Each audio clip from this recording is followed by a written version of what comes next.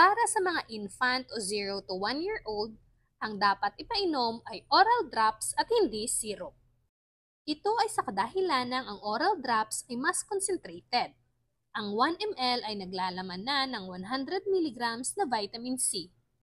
Dahil sa mas concentrated ito sa maliit na doses, mas nagiging accurate ang pagpapainom at naiiwasan ang overdosing, lalong-lalo na kung gagamit ng dropper sa pagpapainom.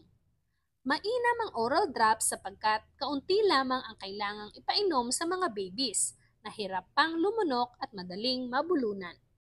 Kaunti din ang sugar content ng oral drops kumpara sa syrup, kaya mas gentle ito sa tiyan at hindi nagdudulot ng pagtatae. Ito ang tamang dosage sa pagpapainom ng vitamin C oral drops. Dahil ang oral drops ay naglalaman ng 100 milligrams vitamin C per 1 ml at ang batang 0 to 6 months ay nangangailangan ng 40 milligrams vitamin C araw-araw, pwedeng painumin ang mga babies 0 to 6 months ng 0.3 ml oral drops araw-araw o depende sa reseta ng doktor. Ang mga babies 6 to 12 months naman ay nangangailangan ng 50 milligrams vitamin C araw-araw. Kaya, painumin sila ng 0.6 ml oral drops araw-araw. Ang batang 1 to 2 years old naman ay nangangailangan ng 15 milligrams na vitamin C araw-araw. Pwede silang painumin ng hanggang sa 1 ml oral drops araw-araw.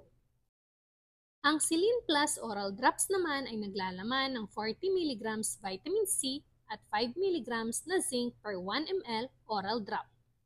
Ang tamang pag-inom nito ay, sa mga babies na 6 to 12 months ay painumin sila ng 0.5 hanggang 1 ml lamang. Gumamit ng dropper upang accurate ang pagpapainom. Sa mga batang 1 to 2 years old naman ay painumin sila ng 1 ml lamang.